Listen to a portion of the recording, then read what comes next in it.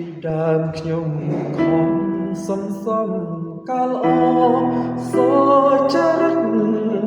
ស្មុំសប៉ុន្តែកាលអមិនអាចជួយបា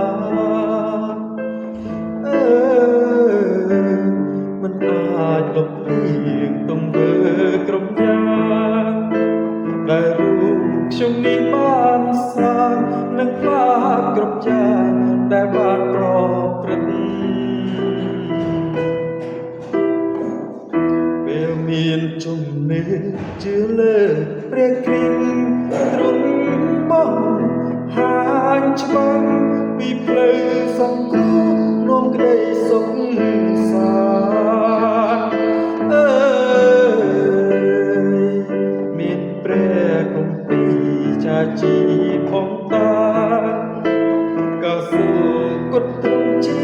យាមនាំយើងបានកាលនៅ